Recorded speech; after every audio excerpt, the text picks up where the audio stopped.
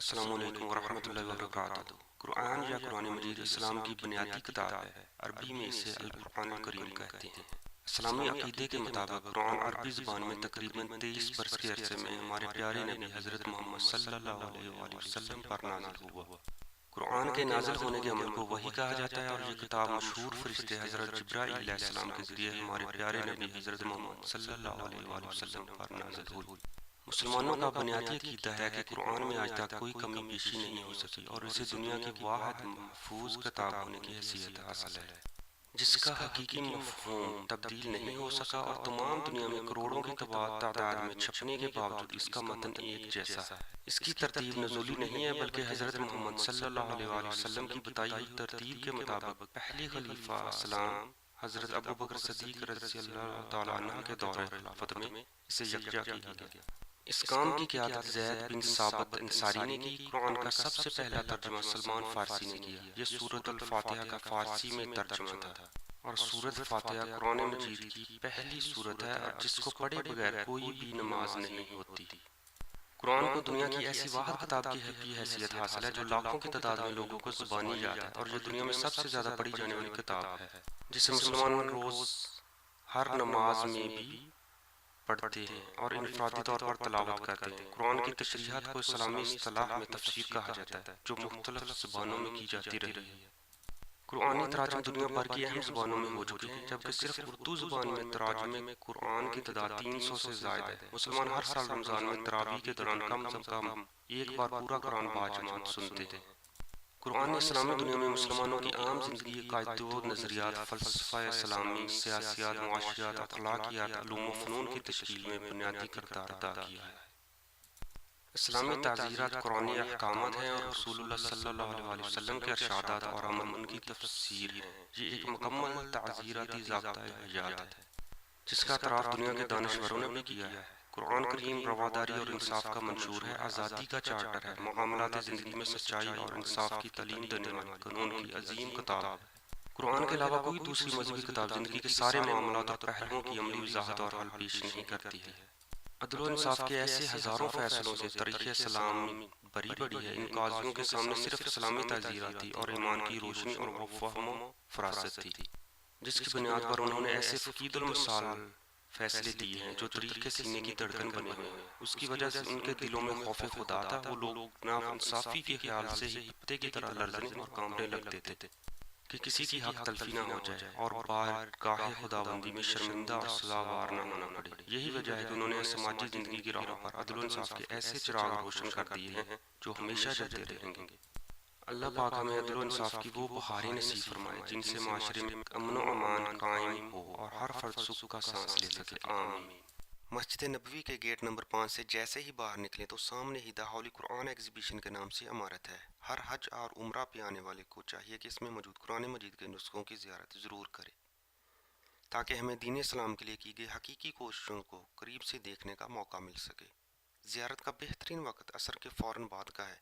ہر زبان کے علماء رہنمائی کے لیے موجود ہوتے ہیں۔ اگر آپ گروپ کی شکل میں جانا چاہیں تو پہلے سے ٹائم لے کے جانا بہتر ہوگا، تاکہ آپ بہترین طریقے سے آپ کی رہنمائی کی جا سکے۔ آپ کا استقبال کرتے ہیں، آپ کو خوش آمدید کہتے ہیں اور اللہ حافظ سے دعا کرتے ہیں کہ اللہ حافظ آپ لوگوں کی عبادتوں کو اور آپ لوگوں کے عمرے کو قبول فرمائیں۔ یہ قرآن حکیم کی نمائش ہے۔ انشاءاللہ یہاں قرآن حکیم کے متعلق کچھ باتیں آپ لوگوں سے عرض کریں گے، اور ساتھ ہی ساتھ یہاں پر رکھے ہوئے قرآن حکیم کی کچھ حدیث اور قرآن نسخے انشاءاللہ آپ کی زیارت بھی کرائی جائے گی۔ جیسے کہ آپ جانتے ہیں قرآن حکیم یہ اللہ اور عزت کا کلام ہے، جسے رب العزت نے اللہ کے نبی محمد صلی اللہ علیہ وسلم پر نازل فرمایا۔ اس قرآن کریم کو پڑھنا اور سننا بہت بڑی عبادت۔ اللہ کے نبی صلی اللہ علیہ وسلم نے اس کے پڑھنے کی بہت ساری فضیلتیں مختلف احادیث میں بیان فرمائی، جیسے کہ اللہ کے نبی صلی اللہ علیہ وسلم فرماتے ہیں اقرأوا القرآن فإنه يأتي يوم القيامة شفيعا لأصحابه۔ قرآن کریم اللہ کے نبی صلی اللہ علیہ وسلم نے فرمایا کہ قرآن کریم کی تلاوت کیا کرو، کیونکہ یہ قرآن کریم قیامت کے دن پڑھنے والوں کے حق میں سفارشی بن کر شفاعت کرنے کے لیے حاضر ہو۔ دیکھیے اور آگے اللہ کے اور ایک اور حدیث میں اللہ کے نبی صلی اللہ علیہ وسلم نے فرمایا من قرأ حرفا من کتاب اللہ فله حسنة والحسنة بعشرة أمثالها۔ اللہ کے نبی صلی اللہ علیہ وسلم فرماتے ہیں کہ جو شخص قرآن کریم کی تلاوت کرے اسے ہر حرف کے بدلے میں ایک نیکی ملتی ہے اور ہر نیکی کو 10 گنا بڑھا کر کے دیا جاتا ہے۔ آگے اللہ کے نبی صلی اللہ علیہ وسلم فرماتے ہیں وَلَا أَقُولُ أَلِفْ لَامْ مِيمْ حَرْفٌ وَلَكِنْ أَلِفٌ حَرْفٌ وَلَامٌ حَرْفٌ وَمِيمٌ حَرْفٌ. آپ نے فرمایا کہ میں یہ نہیں کہتا کہ الف لام میم یہ ایک حرف، بلکہ الف ایک حرف ہے، لام ایک حرف ہے، میم ایک حرف. تو اس طرح سے جو شخص الف لام میم کی تلاوت کرے اسے کتنی نیکیاں ملیں گی؟ 30 نیکیاں ملیں گی. ذرا سوچیں، غور کریں کہ وہ شخص جو روزانہ قرآن مجید کی تلاوت کرتا، جو روزانہ قرآن مجید کو پڑھتا ہو، وہ کس قدر ثواب کو مستحق ہو. لیکن کتنے افسوس کی بات ہے کہ ایسی فضیلت والی کتاب ہمارے پاس موجود ہے اور ہم اس سے غافل ہیں. ہم میں سے کتنے لوگ ایسے ہیں جو کئی دن گزر جانے کے باوجود انہیں قرآن مجید کو پڑھنے کی فرصت نہیں ملتی. یہ اللہ رب العزت کی اس عظیم نعمت کی ناشکری ہے. اللہ رب العزت نے یہ جو عظیم کتاب ہمیں عطا کی ہے، یہ اس کتاب کی نامزدگی ہے جو ہم اس طرح کر رہے ہیں. ہمیں چاہیے کہ کثرت کے ساتھ زیادہ سے زیادہ قرآن مجید کو پڑھا کریں. اللہ رب العزت ہمیں اس بات کی توفیق عطا فرمائے. ہم اگلے حال میں چل کر کے قرآن کریم کے متعلق مزید باتیں آپ لوگوں سے عرض کر رہے ہیں، لیکن اگلے حال میں چلنے سے پہلے ہم آپ کو یہ خانہ کعبہ کا پردہ دکھا رہے ہیں. یہ خانہ کعبہ کا یہ وہ پردہ ہے جو آج سے 139 سال پہلے خانہ کعبہ پر چڑھایا گیا ہے. اور قرآن مجید کی اس نمائش میں خانہ کعبہ کے اس پردے کو اس لیے رکھا گیا ہے تاکہ ہم آپ کو قرآن مجید کے متعلق مزید باتیں عرض کرنے سے پہلے یہ بتا سکیں کہ قرآن مجید کے نزول کی ابتدا سب سے پہلے مکہ میں ہوئی. چلیں تشریف لے چلے اگلے ہاتھ میں ہم آپ کو قرآن مجید کے متعلق مزید باتیں عرض کرتے ہیں.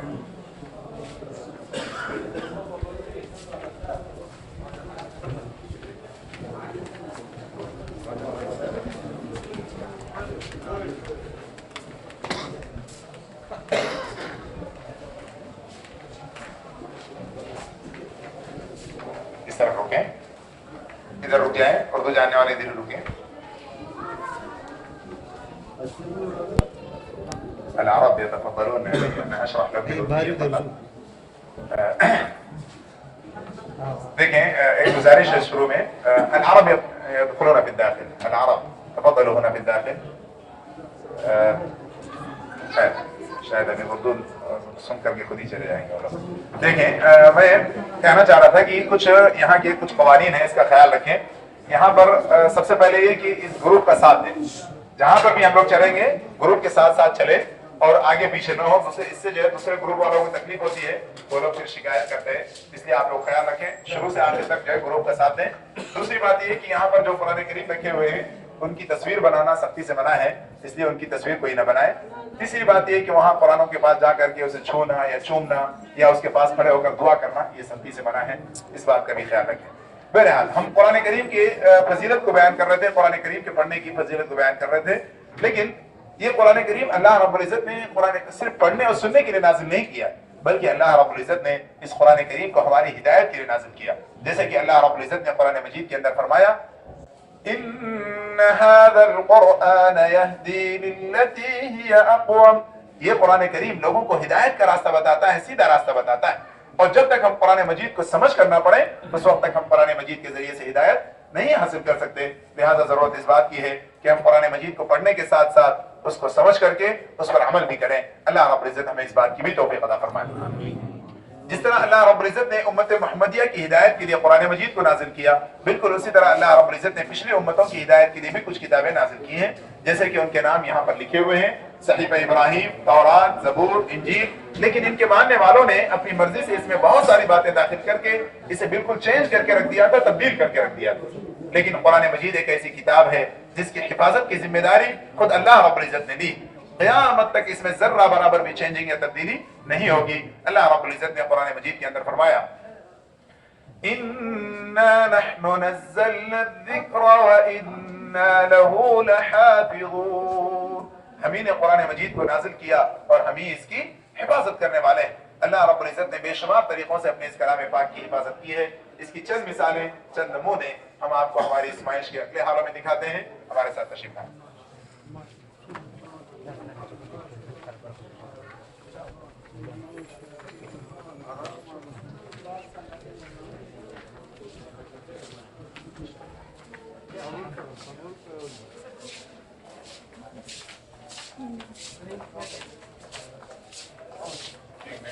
یہاں پر تھوڑی دیر کے لیے وہ اگلے حال میں کچھ بیان کر رہے ہیں، ان کے نکلنے تک اگلے حال میں ایک دوسرا گروپ موجود ہے، ان کے نکلنے تک تھوڑا سا یہاں پر انتظار کرتے ہیں اور اس انتظار کا فائدہ اٹھاتے ہوئے ایک آدھ حدیث جو ہے یہاں پر بیان کر لیں گے. دیکھیں मस्तूरात कहाँ पे? ख़वातीन हैं। असल में तो इनको दाखिल नहीं किया जाता था, ख़वातीन जो है एक तरफ हो जाए, उस तरफ निकल जाए। इस वक्त तो नहीं दाखिल कर रहे थे पहले। देखें कुरान करीम की पढ़ने की फजीलत बयान की गई कि हर हर्फ के पढ़ने में कितनी नेकियां हैं? हर हर्फ के पढ़ने में 10-10 नेकियां। जी हाँ, लेकिन ये कुरान करीम को पढ़ने की अमूमी फजीलत है। कुरान करीम की कुछ खास आयतें, कुछ खास सूरतें ऐसी भी हैं जिनकी कुछ खास फजीलत अल्लाह के नबी सल्लल्लाहु अलैहि वसल्लम ने बयान की है। मैं यहाँ पर सिर्फ आयतुल कुर्सी की फजीलत बयान करते हुए आगे बढ़ता हूँ।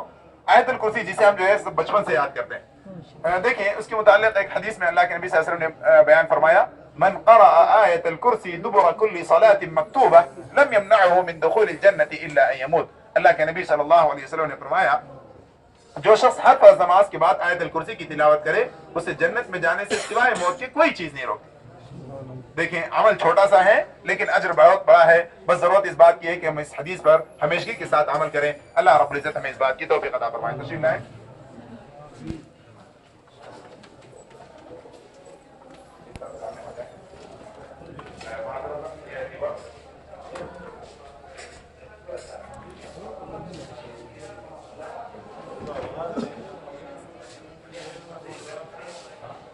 अगर खवातीन है तो एक तरफ हो जाए, खवातीन लेडीज एक तरफ हो जाए, आंटी इस तरफ आ जाए, इनकी तरफ खवातीन एक तरफ हो जाए। थोड़ा सा भाई साहब इसको जो है थोड़ा सा उस तरफ खींच लें, थोड़ा सा कुशादा हो जाएगी। बनाए अगर हम कोई कुरान की तस्वीर ना बनाए। जी हाँ, तो देखें यहाँ पर एक कुरान करीम रखा हुआ है। इस कुरान करीम के मुताल्लिक बात करने से पहले हम कुरान मजीद की नुज़ूल की कुछ तारीख आप लोगों के सामने जिक्र करते हैं, क्योंकि ये हाल कुरान करीम की तारीख को बयान करने का हाल है। कुरान करीम की नाज़िल होने से पहले जो भी किताबें नाज़िल हुई, जैसे कि उनके नाम बताए गए, सहीफ इब्राहीम, तौरात, ज़बूर, इंजील, ये सारी की सारी किताबें एक वक्त में मुकम्मल किताब नाज़िल हुआ करती थी। लेकिन क्या कुरान मजीद एक साथ नाज़िल हुआ? नहीं। अल्लाह रब्बुल इज्जत ने कुरान मजीद को तकरीबन 23 सालों में थोड़ा थोड़ा करके नाज़िल किया। जब भी कुरान मजीद की कोई आयत करीमा, कोई सूरत नाज़िल होती, अल्लाह के नबी सल्लल्लाहु अलैहि वसल्लम के हुक्म से सहाबा किराम उसे लिख लिया करते थे और इसी तरह बाद सहाबा किराम कुरान मजीद को याद कर लिया करते थे। इस तरह कुरान करीम लिखा हुआ भी मौजूद था और सहाबा किराम के सीनों में भी महफूज था। लेकिन अल्लाह के नबी सल्लल्लाहु अलैहि वसल्लम की जिंदगी में ये कुरान करीम एक जगह जमा किया हुआ नहीं। बाद सहाबा किराम के पास बात सूरतें और बाद सहाबा किराम के पास बात आयतें लिखी हुई। क्या आप बता सकते हैं कि सबसे पहले कब और किसके जमाने में कुरान मजीद को एक जगह जमा किया गया? जी हज़रत अबू बकर सिद्दीक़ रज़ियल्लाहु अन्हु के जमाने में कुरान मजीद को सबसे पहले एक जगह जमा किया गया। लेकिन उस जमाने में सिर्फ और सिर्फ एक कुरान करीम तैयार किया गया और उसे मदीना ही में महफूज रखा गया। हज़रत उस्मान रज़ियल्लाहु अन्हु का जमाना आने तक मुसलमानों के पास वही कुरान करीम था। हज़रत उस्मान रज़ियल्लाहु अन्हु ने देखा कि दूसरे मुल्कों में इस किस्म के कुरान करीम न होने की वजह से लोग कुरान करीम के बारे में इख्तिलाफ कर रहे हैं, तो इस इख्तिलाफ को खत्म करने के लिए हज़रत उस्मान रज़ियल्लाहु अन्हु ने कुछ और कुरान करीम तैयार कराए। कहा जाता है कि हज़रत उस्मान रज़ियल्लाहु अन्हु ने अपने ज़माने में 4 या 5 या 8 कुरान करीम तैयार कराए और उसे मुख्तलिफ मुल्कों में भेजा, जिससे वहां पर मौजूद कुरान मजीद के बारे में इख्तिलाफ खत्म हो गया। कहा जाता है कि वही कुरान करीम जिसे हज़रत उस्मान रज़ियल्लाहु अन्हु ने अपने ज़माने में तैयार कराए थे, उन्हीं कुरानों में से किसी एक कुरान करीम की ये फोटोकॉपी, ये ज़ेरॉक्स है जो इस वक्त आप लोगों के सामने मौजूद है। और इसकी ओरिजिनल कॉपी जिससे इसको ज़ेरॉक्स किया गया तुर्की के एक शहर इस्तांबुल में एक म्यूजियम में रखी हुई। अल्लाह के नबी सल्लल्लाहु अलैहि वसल्लम के ज़माने से लेकर हज़रत अली रज़ियल्लाहु अन्हु के ज़माने तक कुरान करीम के अंदर ज़बरजेर और नुक्ते नहीं लगाए जाते थे। आए हम आपको बताते हैं कि कुरान मजीद में ज़बरजेर और नुक्ते कब और किस तरह लगाए। ख़वातीन एक तरफ इस तरफ लगाए।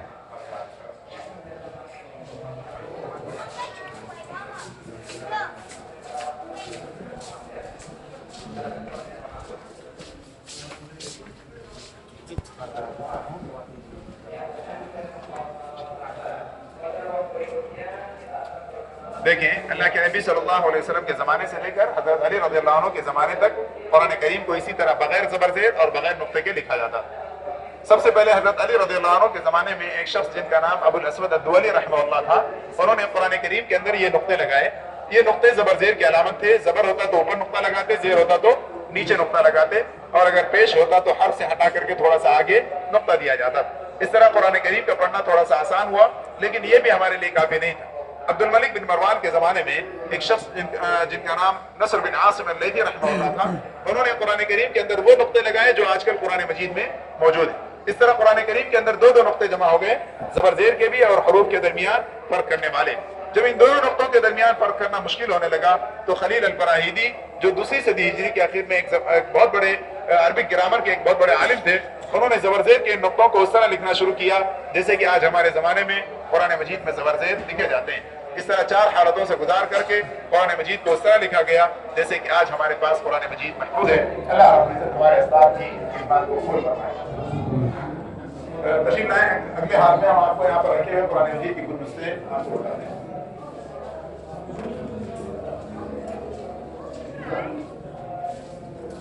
مرد حضرات سامنے ہو جائیں. مرد حضرات سامنے. خواتین کے لیے اس طرف جائیں گے. راستہ بتا دیں. خواتین میں جانے دیں. ممنوع تصویر. خواتین کے لیے پیچھے سے کوئی راستہ بتا دیں اس طرف سے گھوم کے آنے کے لیے.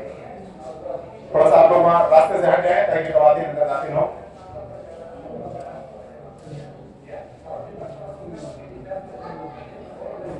دیکھیں اس حال میں بہت سارے قرآن کریم آپ لوگوں کے سامنے رکھے ہوئے ہیں. ان قرآنوں کی 2 خصوصیات.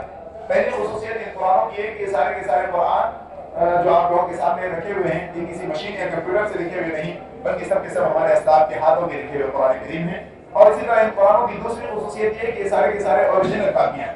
اوریجنل کا مطلب یہ ہے کہ یہ زیروکس کاپی نہیں ہے جیسے کہ جو پہلے حال میں جو قرآن کریم دکھایا گیا وہ زیروکس کاپی تھی. اور اسی طرح یہ قرآن کریم قدیم کوئی ان میں سے 100 سال پرانا ہے کوئی 200 کوئی 500 سال پرانا ہے لیکن جو سب سے قدیم جو سب سے پرانا قرآن کریم ہمارے پاس اس حال میں رکھا ہوا ہے وہ یہ قرآن کریم جو آج سے 950 سال پہلے لکھا گیا. 950 سال پہلے اس قرآن کریم کو حاجی المقدوسی رحمہ اللہ نے لکھا تھا. اور اسی طرح یہ قرآن کریم اس کو 750 سال پہلے عبید اللہ الخزرجی رحمہ اللہ نے لکھا. اور ان دونوں قرآنوں کی ایک خصوصیت یہ بھی ہے کہ یہ دونوں قرآن کسی کاغذ پر نہیں بلکہ ہرن کے چمڑے پر لکھے ہوئے قرآن کریم. تھوڑا سا پیچھے ہٹیں. اور اسی طرح یہ قرآن کریم اس کے لکھنے والے حافظ عثمان یہ کیا کر رہے ہیں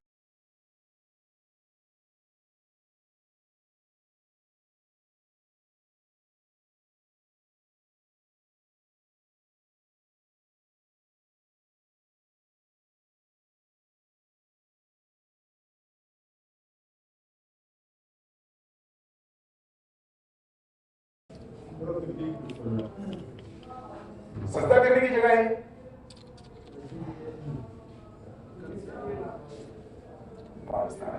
دیکھیں اسی وجہ سے اردو والوں کو بالکل اردو والوں کو آنے سے منع کر رہے لوگ. کہہ رہے ہیں کہ یہ اردو والے آ کر کے یہاں پہ بدعتیں انجام دیتے ہیں یہاں آ کر کے شرکیہ اعمال کرتے ہیں. اگر ان کو ہم داخل کریں گے تو گویا کہ ہم جو ہے ان کی مدد کر رہے ہیں اس سلسلے میں. اس لیے جو ہے اردو والوں کو آنے ہی مت دیا جائے. کتنی دن تک جو ہے بالکل بند. ہم لوگوں نے کتنی گزارشیں کر دی یہ سب چیزیں پھر جو ہے شروع کی ہیں اور لوگ آ کر کے اس طرح کی حرکتیں کرتے ہیں.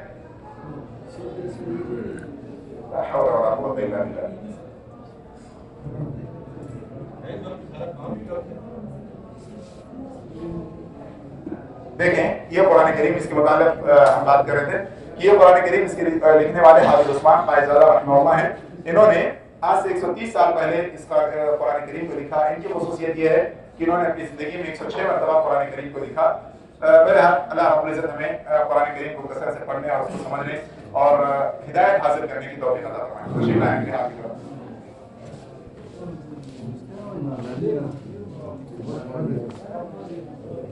خواتین اس طرف جائیں.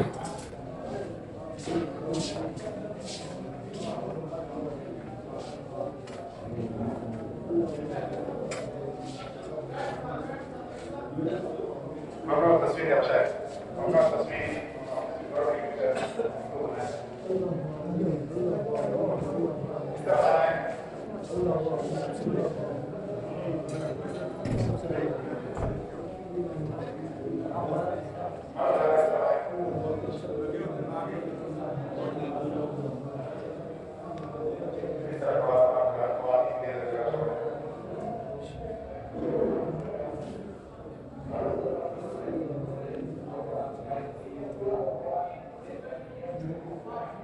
دیکھیں آپ لوگوں کے سامنے قرآن کریم ہے. اس کے لکھنے والے غلام محی الدین ہیں. غلام محی الدین کے بارے میں کہا جاتا ہے کہ وہ افغانستان یا پاکستان کی بارڈر پر رہا کرتے تھے. انہوں نے اس قرآن کریم کے اندر 3 خدمات کی ہیں. قرآن کریم کی آیتوں کو لکھا اور اسی طرح یہ بہترین قسم کی ڈیزائننگ بنائی اور اسی طرح یہ جو ہے قرآن کریم کے اندر انہوں نے قرآن کریم کا ترجمہ لکھا. کیا آپ بتا سکتے ہیں کہ قرآن مجید کا ترجمہ کیوں لکھا جاتا ہے؟ سمجھنے کے لیے. جی ہاں قرآن مجید کو سمجھ کر کے پڑھنے کے لیے قرآن مجید کا ترجمہ لکھا جاتا ہے. لہٰذا ہمیں چاہیے کہ قرآن مجید کو سمجھ کر کے پڑھیں. دیکھیں قرآن مجید کا ہمارا بہت بڑا حق ہے. قرآن مجید کا ہمیں احترام کرنا چاہیے اس کی عزت کرنا چاہیے. لیکن क्या कुरान करीम जिसको हम इसकी इज्जत करना चाहते हैं इसका तवाफ करें जायज है? तवाफ करें जायज है? क्यों नहीं कर सकते? क्यों नहीं करेंगे तवाफ? अल्लाह के नबी सल्लल्लाहु अलैहि वसल्लम ने नहीं किया। और इसी तरह कुरान करीम को बोसा क्यों नहीं देंगे? देखिए हर इबादत के लिए जो है एक जगह खास होती है, जैसे तवाफ करने के लिए खाने काबा खास है, इसी तरह बोसा देना, उसे चूमना, उसे छूना, ये भी जो है इसके साथ जो है हजर असवद के साथ, रुकन यमानी के साथ खास है। हर इबादत को उसी जगह किया जाएगा जहां पर जो है वो करने की जगह है, इसलिए हमें चाहिए कि इस किस्म की हरकतें दूसरी मकामात पर न करें। और हम जो है हजर असवद को भी बोसा इसलिए देते हैं क्योंकि अल्लाह के नबी सल्लल्लाहु अलैहि वसल्लम ने उसको बोसा दिया। ये देखिए ये कुरान करीम, इसका वजन 114 किलो है, इसकी चौड़ाई 80 सेंटीमीटर और इसकी लंबाई 143 सेंटीमीटर, जो कि कुरान करीम काफी वसी और काफी बड़ा है। इसलिए गुलाम मुहिउद्दीन ने चंद फोटो के जरिए से इसको मदीना मुनव्वरा पहुंचाया और यहाँ ला करके मस्जिद नबवी को ये कुरान करीम उन्होंने गिफ्ट किया, वक़्फ़ किया। तशरीफ लाए, अगले हाल में हम आपको कुछ कुरान करीम दिखाते हैं।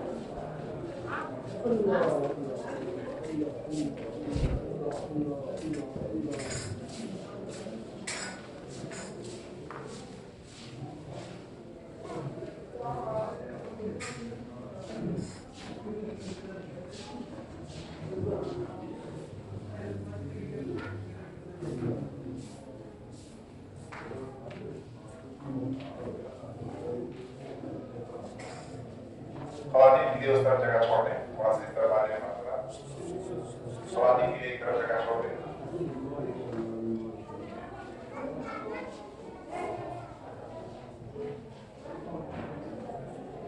देखें आप लोगों के सामने यहाँ पर इस हाल में बहुत सारे कुरान करीम रखे हुए हैं। इन कुरानों की भी तीन खुसूसियात हैं। पहली और दूसरी, जैसे कि पहले हाल में बताया गया, तो सारे के सारे कुरान हाथ से लिखे हुए और ओरिजिनल कापियां हैं। तीसरी और अहम खुसूसियत ये है कि इन कुरानों में सोने के पानी का इस्तेमाल हुआ है, सोने के पानी से कुरान करीम लिखे गए हैं। किसी कुरान में सोना कम है, किसी में ज्यादा है। कुरान करीम हमारे पास यहाँ पर ऐसा भी है जो शुरू से आखिर तक सोने से लिखा हुआ है और वो कुरान करीम ये यहाँ पर एक बार रखा हुआ है, लेकिन ऐसे 20 बार मुकम्मल सोने से लिखे हुए। थोड़ा सा ख़वातीन की शायद में हम इस अलमारी के बारे में बात करते हैं। देखें जिस तरह से यहाँ पर जो चीजें दिखाई गई अभी तक, ये सारे के सारे हमारे अस्लाफ ऐसे मसलों की खिदमत थी। लेकिन इस्लाम की खिदमत में इस्लाम की बेटियों ने भी बड़ी बड़ी खिदमत अंजाती हैं। उसकी एक मिसाल ये अलमारी, ये अलमारी एक खातून जिनका नाम अमीना हारम था, मिस्र की रहने वाली तौफीक पाशा की बीवी, उस खातून ने कुरान करीम की मोहब्बत में कुरान करीम की खिदमत के लिए ये अलमारी बनवाई। ये अलमारी उन्होंने ऐसी 6 या 8 अलमारियां मिस्र से बना करके मदीना मुनव्वरा भेजा ताकि मस्जिद नबवी में इन अलमारियों के अंदर कुरान मजीद की हिफाजत हो। और ये अलमारियां कोई आम अलमारियां नहीं है, ये जो सुकून है, जो पिलर्स हैं, जो बीच की डिजाइनिंग है, सब चांदी से बने हुए हैं। और इसी तरह ये जो सफेद सफेद नक्शा निगाह जो बीच की डिजाइनिंग वाला दिखाई दे रही है, ये सब हाथी दांत से बने हुए हैं। और इसी तरह इसके चमकते हुए जो नक्शा निगाह यहाँ पर दिखाई दे रहे हैं, ये सब के सब सीप से बने हुए हैं, जो कि समंदर से निकलता है। ये सारी कीमती चीजें लगवा कर उस खातून ने अलमारियां बनाई ताकि इसमें कुरान मजीद की हिफाजत हो। अल्लाह रब्बुल इज्जत उन सब की खिदमत को कबूल फरमाए। खुशी है अगले हाथ में हम आपको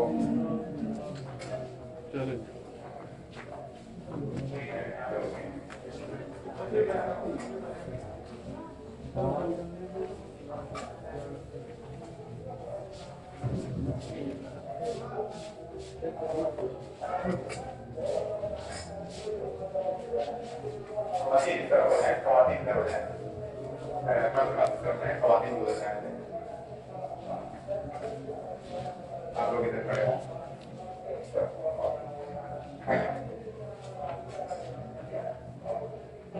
जी हाँ, तो असल में वो बात करना चाह रहा था मुकम्मल इस सिलसिले में कि कुरान मजीद के क्या क्या हुकूक हैं। देखें बहुत सारी चीजें, ये जो सारी हरकत होती हैं, ये सब क्यों होती हैं?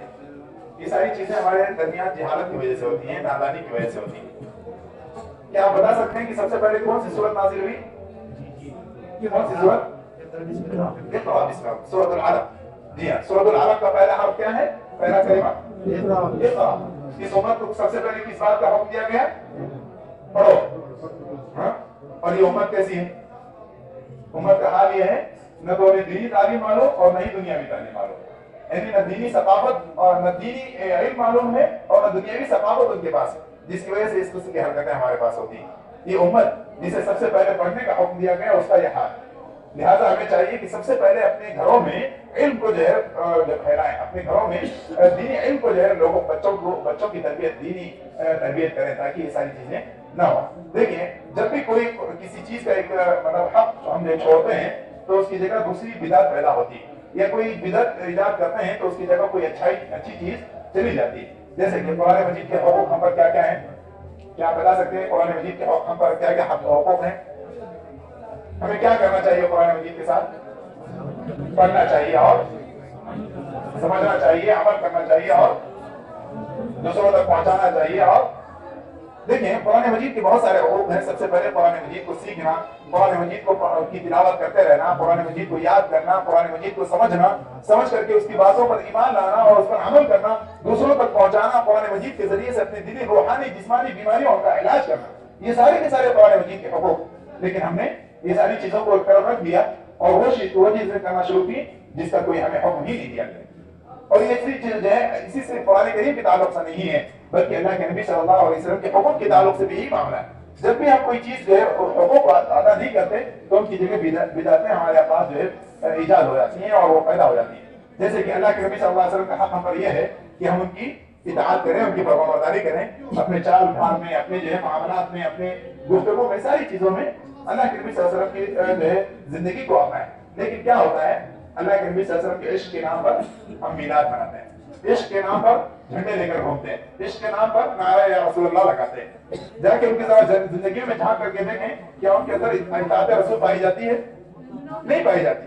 اور یہ ساری چیزیں اسی لیے ہوتی ہیں، جب بھی ہم جو ہے اصل حقوق کو ترک کرتے ہیں تو جو ہے وہاں بدعتیں ایجاد ہو جاتی ہیں خود بخود۔ تو لہٰذا ہمیں چاہیے کہ جو ہے اللہ رب العزت نے جس چیز کا حکم دیا اس پر عمل کریں تاکہ ہمارے درمیان سے جہالت اور یہ ساری چیزیں ختم ہوں۔ اللہ رب العزت ہمیں اس بات کی توفیق عطا فرمائے۔ تشریف لائیں، اگلے حال میں ایک ویڈیو ہم آپ کو دکھاتے ہیں۔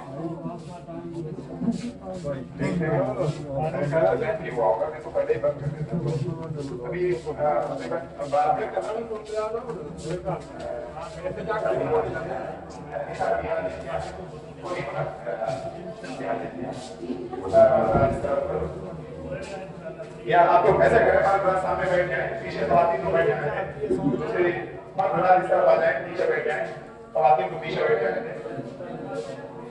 مرد سامنے بیٹھ جائیں، بڑھائی کر مرد ادھر آ جائیں، خواتین کو پیچھے بیٹھ جائیں، ایک طرف ہو جائیں، خواتین اس طرف پیچھے بیٹھیں۔ ابھی 12 منٹ باقی جا سکتے ہیں، آپ اگر جانا چاہتے ہیں جا سکتے ہیں، اس طرف سے نکلنے کا راستہ ہے، ہاں اس طرف سے نکل جائیں۔ دیکھیں اگر کسی کو جلدی ہے، میں نے بتایا کہ 12 منٹ باقی ہے، اگر لیکن پھر بھی کسی کو جلدی ہے تو اس طرف سے نکل جائیں، اس طرف سے نکلنے کا راستہ ہے۔ دیکھیں یہاں اس حال میں ایک ویڈیو بتائی گئی ہے، اس ویڈیو میں بتایا گیا ہے کہ قرآن مجید کے نازل ہونے سے پہلے لوگوں کا کیا حال تھا اور قرآن مجید کے نازل ہونے کے بعد کس طرح لوگوں کی زندگی بدل گئی۔ سب سے پہلے یہاں خانہ کعبہ کے یہاں سب سے پہلے مکہ کے حالات کو بیان کیا گیا جہاں قرآن مجید سے نزول کی ابتدا ہوئی، جہاں خانہ کعبہ جسے حضرت ابراہیم اور حضرت اسماعیل علیہ السلام نے ایک اللہ کی عبادت کے لیے بنایا تھا، لیکن لوگوں نے بجائے ایک اللہ کی عبادت کرنے کے خود حضرت ابراہیم اور حضرت اسماعیل علیہ السلام کی تصویریں بنا کر اور اسی طرح کچھ نیک لوگوں کے بت بنا کر کے لوگوں نے ان کی پوجا شروع کر دی، اور اسی طرح لوگ جانوروں کے پاس جا کر کے ان سے مدد طلب کرتے، جن کے پاس طاقت و قوت تھی وہ طاقت و قوت کے زور پر لوگوں پر ظلم و ستم کرتے، کمزوروں پر ظلم ڈھاتے، لوگوں کے گھروں میں گھس کر کے ان کی عزت و ناموس کو پامال کرتے، ان کی مال و جائیداد پر قبضہ کر دیا کرتے۔ قرآن مجید کے نازل ہونے سے پہلے ساری دنیا کا یہی حال تھا۔ اللہ رب العزت نے لوگوں کو ہدایت دینا چاہا تو اس جبل نور میں غار حرا کے اندر اللہ رب العزت نے اپنے نبی محمد صلی اللہ علیہ وسلم پر اپنے کلام پاک قرآن مجید کو نازل فرمایا۔ قرآن مجید کے نزول کے ساتھ ہی ساری دنیا کا نقشہ بدلنے لگا۔ وہی لوگ جو قرآن مجید کے نازل ہونے سے پہلے جو دوسری حکومتوں میں ذلیل و خوار ہو کر رہا کرتے تھے، وہی لوگ جو قرآن مجید کے نازل ہونے سے پہلے جو بتوں کے پجاری تھے، جو ان کے آگے سجدہ کرتے تھے، انہوں نے اپنے ہاتھوں سے ان بتوں کو توڑ کر کے پھینک دیا اور اس طرح سے خانہ کعبہ جو بتوں سے بھرا ہوا تھا ہر قسم کے شرک و کفر کی نجاستوں اور بتوں کی ناپاکیوں سے پاک و صاف کر کے ایک اللہ کی عبادت کے لیے اسے خاص کر دیا گیا۔ اور جب اللہ کے نبی صلی اللہ علیہ وسلم مدینہ منورہ تشریف لائے تو یہاں پر بھی ایک مسجد کی بنیاد رکھی گئی جسے ہم مسجد نبوی کے نام سے جانتے ہیں۔ وہی لوگ جو قرآن مجید کے نازل ہونے سے پہلے جو آپس میں ایک دوسرے کے دشمن، ایک دوسرے کے مال کو لوٹ کر کھانے والے تھے، وہ آپس میں ایک دوسرے سے محبت کرنے والے اور ایک دوسرے کی مدد کرنے والے ہو گئے۔